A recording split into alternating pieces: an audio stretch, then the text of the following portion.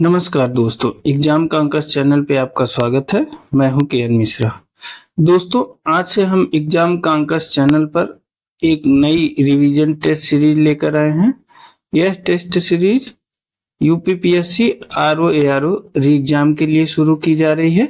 जैसा कि आप जानते हैं कि आरओ एआरओ या यूपीपीसीएस की प्री परीक्षा में पूर्व में पूछे गए प्रश्नों में से कम 40 से 50% प्रश्नों का दोहराव होता है। तो उसी को ध्यान में रखते हुए जो अति महत्वपूर्ण प्रश्न है, जिनके दोबारा परीक्षा में आने की संभावना है, उन प्रश्नों का रिवीजन हम इस टेस्ट सीरीज के माध्यम से कराएंगे। तो आज से शुरू करते हैं। आप हमारे साथ जुड़े रहिए और आप देखेंगे कि जितने प्रश्न दोबारा परीक्षा में पूछे जाने की संभावना रखते हैं, ऐसे सभी प्रश्नों को हम आपके साथ रिवीजन टेस्ट सीरीज में सॉल्व करेंगे। ठीक है, तो चलिए आज की ये टेस्ट सीरीज शुरू करते हैं। आज का पहला प्रश्न है, निम्नलिखित में से किस द्वीप को सीप द्वीप कहा जाता है? ठीक है, निम्नलिखित में से किस द्वीप को सीप द्वीप कहा जाता है, आपको बताना है। ऑप्शन ए है कनारी द्वीप, ऑप्शन बी है मदीरा द्वीप, ऑप्शन सी है फरो द्वीप और ऑप्शन डी है वेलिंगटन द्वीप। तो इसमें किसे सीप द्वीप कहा जाता है? तो वो है आप देखिए, आप अपने आंसर कमेंट बॉक्स में कमेंट करते जाइएगा। अंत में आप अपना मूल्यांकन स्वयं कर लीजिएगा। ठीक है ना? तो चलिए, ऑप्शन सी है फरो द्वीप। ठीक है, फरो द्वीप को सीप द्वीप भी कहा जाता है। तो सी ऑप्शन सही है। देखिए, फरो द्वीप को सीप द्वीप कहा जाता है। ठीक है ना? चलिए, दूसरा प्रश्न है, निम्नलिखित में से कौन सा पदार्थ सर्वाधिक मजबूत होता है? ऑप्शन ए है जर्मन सिल्वर, ऑप्शन बी है पीतल, ऑप्शन सी है स्टील और ऑप्शन डी है ग्रेफीन। आपको बताना है कि इनमें से सर्वाधिक मजबूत पदार्थ कौन है। तो देखिए, दिए गए जितने पदार्थ हैं उनमें सबसे मजबूत पदार्थ है ग्रेफीन। ठीक है ना? डी ऑप्शन सही है। देखिए, प्रश्नगत विकल्पों में ग्रेफीन सर्वाधिक मजबूत पदार्थ है। ठीक है, तीसरे प्रश्न की तरफ चलते हैं। निम्नलिखित में से किस वर्ष में राष्ट्रीय भूमि अभिलेख आधुनिकीकरण कार्यक्रम प्रारंभ किया गया है? किस वर्ष में राष्ट्रीय भूमि अभिलेख आधुनिकीकरण कार्यक्रम प्रारंभ किया गया? ऑप्शन ए है 2008 ईस्वी, ऑप्शन बी है 2009 में, ऑप्शन सी है 2010 में, ऑप्शन डी है 2011 में। तो राष्ट्रीय भूमि अभिलेख आधुनिकीकरण कार्यक्रम कब शुरू किया गया? तो वो हो जाएगा ऑप्शन ए 2008 ईस्वी में। ठीक है ना? तो ये सही है। देखिए, इसकी व्याख्या देख लेते हैं। देखिए, राष्ट्रीय भूमि अभिलेख आधुनिकीकरण कार्यक्रम NLRMP 21 अगस्त 2008 से प्रारंभ किया गया था। बाद में वर्तमान में इसका NLRMP का पुनर्नामकरण करते हुए DILRMPC डिजिटल इंडिया भूमि अभिलेख आधुनिकीकरण कार्यक्रम, इस समय क्या नाम हो गया है? डिजिटल इंडिया भूमि अभिलेख आधुनिकीकरण कार्यक्रम कर दिया गया है। ठीक है ना? चलिए, चौथे प्रश्न की तरफ चलते हैं। आज का हमारा चौथा प्रश्न है, निम्नलिखित में से भारत का राष्ट्रपति किसकी नियुक्ति नहीं करता है? आपको बताना है कि भारत का राष्ट्रपति किसकी नियुक्ति नहीं करता है। ऑप्शन ए है उपराष्ट्रपति, ऑप्शन बी है राज्यपाल, ऑप्शन सी है प्रधानमंत्री और ऑप्शन डी है मुख्य निर्वाचन आयुक्त। तो भारत का राष्ट्रपति किसकी नियुक्ति नहीं करता है? तो ये हो जाएगा ऑप्शन ए, उपराष्ट्रपति की नियुक्ति भारत का राष्ट्रपति नहीं करता है। ठीक है, तो ये ऑप्शन सही है। देखिए, राष्ट्रपति, इसकी व्याख्या देखते हैं। राष्ट्रपति उपराष्ट्रपति की नियुक्ति नहीं करता है। ठीक है ना? राष्ट्रपति उपराष्ट्रपति की नियुक्ति नहीं करता है। अनुच्छेद 66 के अनुसार उपराष्ट्रपति का जो निर्वाचन होता है वो संसद के दोनों सदनों के सदस्यों से मिलकर बनने वाले निर्वाचक गण के सदस्यों द्वारा किया जाता है। ठीक है ना? तो उपराष्ट्रपति का जो निर्वाचन होता है वो अनुच्छेद 66 में वर्णित है। उसमें संसद के दोनों सदनों के सदस्यों से मिलकर बनने वाले निर्वाचक गण के सदस्यों द्वारा उपराष्ट्रपति का निर्वाचन होता है, न कि उनकी नियुक्ति राष्ट्रपति द्वारा की जाती है। ठीक है ना? चलिए, अगले प्रश्न की तरफ चलते हैं। आज का हमारा पांचवा प्रश्न है, महात्मा गांधी के चंपारण सत्याग्रह का विरोध किसने किया था? बताइए मित्रों, जल्दी से आप कमेंट बॉक्स में कमेंट करिए। महात्मा गांधी के चंपारण सत्याग्रह का विरोध किसने किया था? तो देखिए ऑप्शन ए है रविन्द्रनाथ टैगोर, ऑप्शन बी है राजकुमार शुक्ल, ऑप्शन सी है एनजी रंगा और ऑप्शन डी है राजेंद्र प्रसाद। तो किसने किया था? सी ऑप्शन सही है, एनजी रंगा महोदय ने चंपारण सत्याग्रह का विरोध किया था। ठीक है, चलिए इसकी व्याख्या देख लेते हैं। देखिए एनजी रंगा ने महात्मा गांधी के चंपारण सत्याग्रह का विरोध किया था, जबकि रविन्द्रनाथ टैगोर ने चंपारण सत्याग्रह के दौरान ही गांधी जी को महात्मा की उपाधि दी थी। ये इम्पोर्टेंट है। रविन्द्रनाथ टैगोर ने चंपारण सत्याग्रह के दौरान ही गांधी जी को महात्मा की उपाधि दी थी। ठीक है ना, तो ये सही है। एनजी रंगा ने महात्मा गांधी के सत्याग्रह का चंपारण सत्याग्रह का विरोध किया था। ठीक है, चलिए अगले प्रश्न की तरफ चलते हैं। आज का हमारा छठा प्रश्न है, भारत सरकार ने वन संरक्षण अधिनियम किस वर्ष में अधिनियमित किया? आपको बताना है कि वन संरक्षण अधिनियम किस वर्ष अधिनियमित हुआ। ऑप्शन ए है 1976 में, ऑप्शन बी है 1980 में, ऑप्शन सी है 1983 में और ऑप्शन डी है 1988 में। तो बताइए वन संरक्षण अधिनियम किस वर्ष अधिनियमित हुआ? ये प्रश्न बहुत पूछा जाता है सभी परीक्षाओं में। यह है बी ऑप्शन 1980 में। ठीक है ना, तो देखिए इसकी व्याख्या देख लेते हैं। वनों के संरक्षण तथा उससे संबंधित अथवा उसके आनुषंगिक या प्रासंगिक विषयों का उपबंध करने वाले इस अधिनियम का संक्षिप्त नाम वन संरक्षण अधिनियम 1980 है। यह 25 अक्टूबर 1980 से प्रभावी है। ठीक है ना, कब से? 25 अक्टूबर 1980 से। सातवां प्रश्न है आज का, हिमाचल पर्यायवाची है। ऑप्शन ए है महान हिमालय का, ऑप्शन बी है मध्य हिमालय का, ऑप्शन सी है शिवालिक हिमालय का और ऑप्शन डी है ट्रांस हिमालय का। तो हिमाचल किस हिमालय को कहते हैं? देखिए हिमाचल कहते हैं मध्य हिमालय को। बी ऑप्शन सही है, मध्य हिमालय को हिमाचल हिमालय भी कहा जाता है। ठीक है ना, चलिए इसकी व्याख्या देख लेते हैं। हिमाचल उपर्युक्त में से मध्य हिमालय का पर्यायवाची है। मध्य अथवा लघु हिमालय श्रेणी को महाभारत श्रेणी भी कहते हैं। देखिए मध्य अथवा लघु हिमालय श्रेणी को महाभारत श्रेणी अथवा हिमाचल हिमालय के नाम से भी जाना जाता है। ठीक है ना, चलिए अगले प्रश्न की तरफ चलते हैं। आज का हमारा आठवां प्रश्न है, पाइर हिलियोमीटर का प्रयोग निम्न में से किसे नापने के लिए किया जाता है? किसका प्रयोग? पाइर हिलियोमीटर का प्रयोग। तो ऑप्शन ए है सन स्पॉट को, ऑप्शन बी है हवा ताप को, ऑप्शन सी है सोलर रेडिएशन को और ऑप्शन डी है पौधों के ताप को। तो बताइए पाइर हिलियोमीटर का प्रयोग किसके नापने में किया जाता है? तो देखिए पाइर हिलियोमीटर का प्रयोग सोलर रेडिएशन को मापने में किया जाता है। सी ऑप्शन सही है, क्योंकि पाइर हेलियोमीटर जो होता है वो अत्यधिक तापमान को नापने में प्रयोग किया जाता है। ठीक है ना, तो उस तापमान पर जो पदार्थ है वो रेडिएशन उत्सर्जित करने लगते हैं, तो इसलिए सोलर रेडिएशन होगा। सी ऑप्शन सही होगा। ठीक है ना, देखिए सौर विकिरण को नापने के लिए मुख्यतः दो प्रकार के उपकरण प्रयोग में लाए जाते हैं। कौन कौन से सौर विकिरण को नापने के लिए? एक है पाइरोनोमीटर और दूसरा है पाइर हिलियोमीटर। ठीक है, नवे प्रश्न की तरफ चलते हैं। निम्नलिखित में से किस नदी को ऋग्वेद में माते तमा, देवी तमा एवं नदी तमा संबोधित किया गया है? तो किस नदी को संबोधित किया गया? Option A Sindhu, option B Saraswati, option C Vitasta और ऑप्शन डी यमुना। तो किस नदी को माते तमा, देवी तमा और नदी तमा कहा गया है? तो देखिए सरस्वती नदी को कहा गया। ठीक है ना, सरस्वती नदी को ऋग्वेद में माते तमा, देवी तमा और नदी तमा कहा गया है। ठीक, देखिए ऋग्वेद में सरस्वती को माते तमा, देवी तमा तथा नदी तमा कहा गया है, अर्थात सबसे अच्छी माँ, सबसे अच्छी देवी तथा सबसे अच्छी नदी। ठीक, चलिए 10वें प्रश्न की तरफ चलते हैं। राज्य की संचित निधि का संचालन किया जाता है किसके द्वारा? आपको बताना है राज्य की संचित निधि का संचालन किसके द्वारा किया जाता है? ऑप्शन ए है राज्य के राज्यपाल द्वारा, ऑप्शन बी है राज्य के मुख्यमंत्री द्वारा, ऑप्शन सी है राज्य के वित्त मंत्री द्वारा, ऑप्शन डी है उपर्युक्त में से कोई नहीं।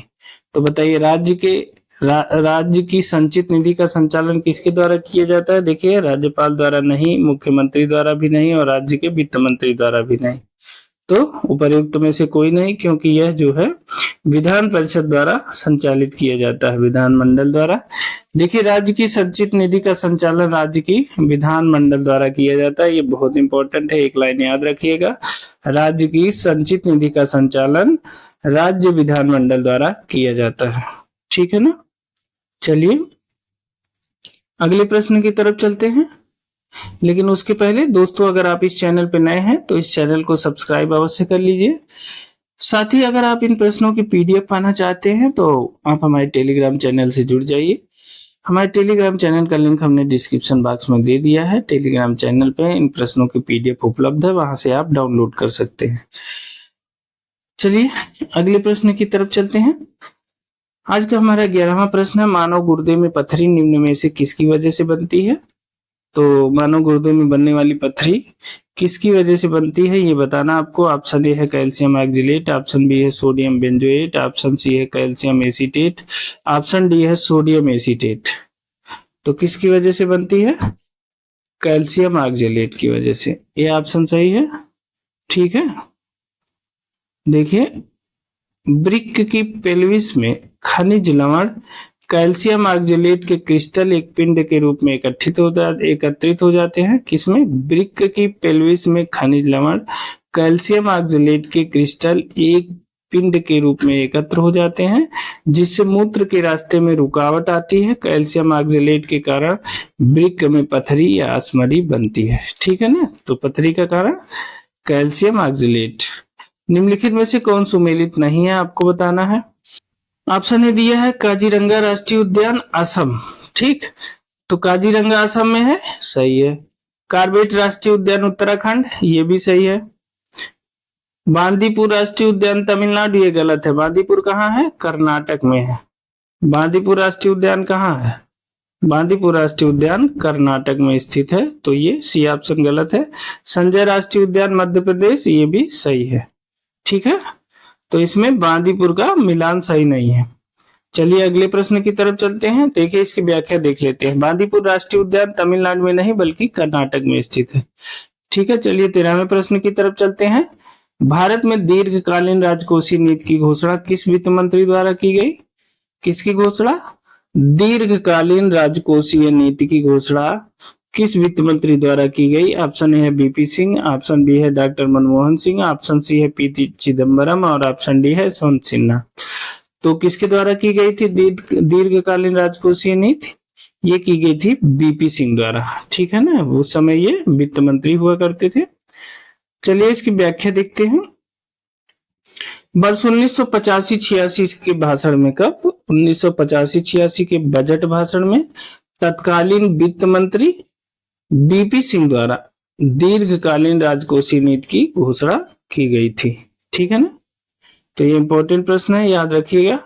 निम्नलिखित में से किस मुगल शासक ने लाला कलावंत से हिंदू संगीत की शिक्षा ली थी। आपको बताना है कि किस मुगल शासक ने लाला कलावंत से हिंदू संगीत की शिक्षा ली। ऑप्शन ए है हुमायूं, ऑप्शन बी है जहांगीर, ऑप्शन सी है अकबर और ऑप्शन डी है शाहजहां। तो कौन है, अकबर है। ठीक है ना, अकबर ने लाला कलावंत से संगीत की शिक्षा ली थी। ठीक है, चलिए इसकी व्याख्या देख लेते हैं। मुगल शासक अकबर नगाड़ा बजाने में प्रवीण था, इसने लाला कलावंत से हिंदू संगीत की शिक्षा ली। अच्छा, अब अगर पूछे आपसे कोई कि अकबर कौन सा वाद्य यंत्र बजाता था, तो अकबर नगाड़ा बजाने में प्रवीण था, इसने लाला कलावंत से हिंदू संगीत की शिक्षा ली। ठीक है ना।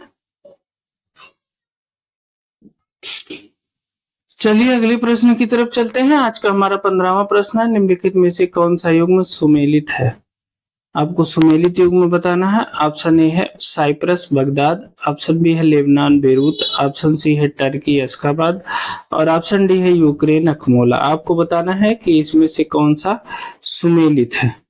तो देखिए, साइप्रस बगदाद नहीं है, टर्की अशखाबाद भी नहीं है, यूक्रेन अकमोला भी नहीं है, तो कौन सा है, लेबनान बेरूत है। बी ऑप्शन सही है। ठीक है ना, बी ऑप्शन सही है। देखिए व्याख्या देखते हैं। देखिए, लेबनान की राजधानी बेरूत है, सही है, जबकि साइप्रस की निकोसिया है, तुर्की की या तुर्की की अंकारा है तथा यूक्रेन की राजधानी कीव है। ठीक है, तो लेबनान की राजधानी बेरूत है, साइप्रस की निकोसिया है, तुर्की या तुर्की की राजधानी अंकारा है, यूक्रेन की राजधानी कहाँ है? कीव है। तो इस समय यूक्रेन तो बहुत चर्चा में है। ठीक है, तो बगदाद इराक की एवं अशखाबाद या अशकाबाद तुर्कमेनिस्तान की राजधानी है। क्या है? बगदाद जो है इराक की राजधानी है और अशखाबाद या अशगाबाद तुर्कमेनिस्तान की राजधानी है। ठीक है ना। चलिए अगले प्रश्न की तरफ चलते हैं। निचली गंगा नहर का उद्गम स्थल गंगा पर है, कहाँ पे? ऑप्शन ए है बरेली में, ऑप्शन बी है कानपुर में, ऑप्शन सी है हरिद्वार में और ऑप्शन डी है नरौरा में। तो निचली गंगा नहर का उद्गम स्थल कहाँ है आपको बताना है। तो देखिए निचली गंगा नहर का उद्गम स्थल है नरौरा में। ठीक है ना, डी ऑप्शन सही है, निचली गंगा नहर नरौरा में इसका उद्गम स्थल है। इसकी व्याख्या देख लेते हैं। देखिए निचली गंगा नहर का उद्गम स्थल नरौरा या बुलंदशहर में है। इस नहर का निर्माण कार्य पूर्ण कर 1878 ईस्वी में इसे शुरू किया गया था। ठीक है, कब? 1878 ईस्वी में। दोस्तों आज का हमारा 17वां प्रश्न है, प्रजनन के प्रतिस्थापन स्तर तक पहुंचने के लिए जनसंख्या की कुल प्रजनन दर क्या होनी चाहिए? ठीक है ना, मतलब TFR टोटल फर्टिलिटी रेट क्या होनी चाहिए जनसंख्या के प्रतिस्थापन स्तर तक पहुंचने के लिए? ऑप्शन ए है 1.0, ऑप्शन बी है 1.6, ऑप्शन सी है 2.1 और ऑप्शन डी है 2.3। तो देखिए TFR तक पहुंचने के लिए जो प्रतिस्थापन स्तर तक पहुंचने के लिए TFR कितनी होनी चाहिए? 2.1। सी ऑप्शन सही है। चलिए इसकी व्याख्या देख लेते हैं। देखिए प्रजनन के प्रतिस्थापन स्तर तक पहुंचने के लिए जनसंख्या की कुल प्रजनन दर या टोटल फर्टिलिटी रेट 2.1 बच्चे प्रति महिला होनी चाहिए। ठीक है, आज का हमारा 18वां प्रश्न है, दो भिन्न समुदायों के बीच का संक्रांति क्षेत्र क्या कहलाता है? दो भिन्न समुदायों के बीच का संक्रांति क्षेत्र। ऑप्शन ए है इकोस्फीयर, ऑप्शन बी है इकेड, ऑप्शन सी है इकोटाइप और ऑप्शन डी है इकोटोन। तो दो भिन्न संक्रांति स्थल, दो भिन्न समुदायों के बीच का जो संक्रांति क्षेत्र है उसे क्या कहते हैं दोस्तों? उसे कहते हैं इकोटोन। डी ऑप्शन सही है। ठीक है, तो देखिए इसकी व्याख्या है, दो भिन्न समुदायों के बीच का संक्रमण क्षेत्र इकोटोन कहलाता है। ठीक है ना। आज का हमारा 19वां प्रश्न है, एंजाइम मूलतः क्या है? आपको बताना है कि एंजाइम मूलतः क्या है। ऑप्शन ए है वसा, ऑप्शन बी है शर्करा, ऑप्शन सी है प्रोटीन और ऑप्शन डी है विटामिन। तो एंजाइम मूलतः क्या है दोस्तों? जल्दी से कमेंट करके अपने आंसर बताइए। एंजाइम मूलतः विटामिन होते हैं। ठीक है ना, डी ऑप्शन सही है, एंजाइम मूलतः विटामिन होते हैं। सॉरी,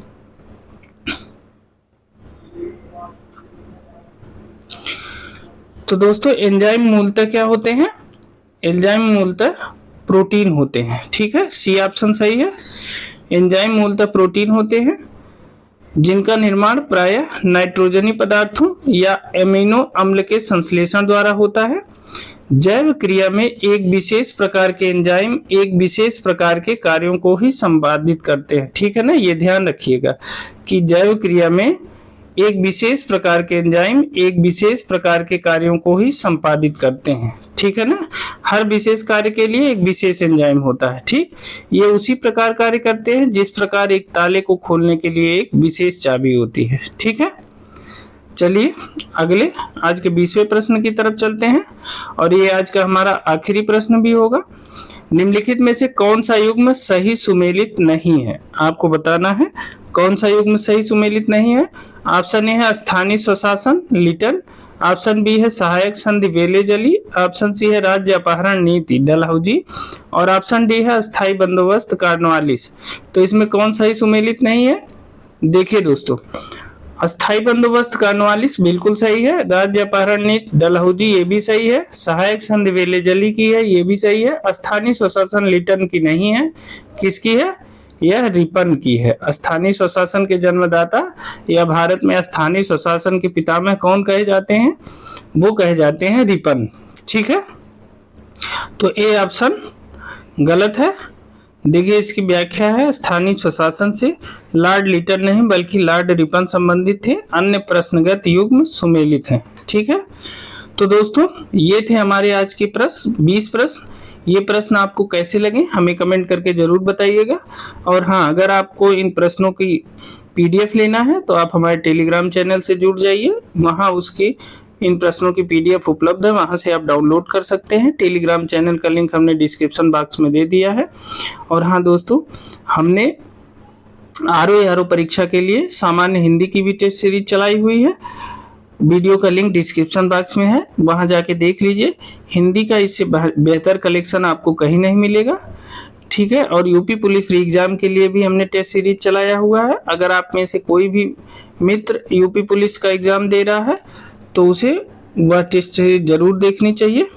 ठीक है, तो आज के लिए इतना ही। अगर आपको ये वीडियो अच्छी लगी है तो इस वीडियो को लाइक अवश्य करिएगा। ठीक है, अगर आप इस चैनल पर नए हैं तो इस चैनल को सब्सक्राइब भी कर लीजिए।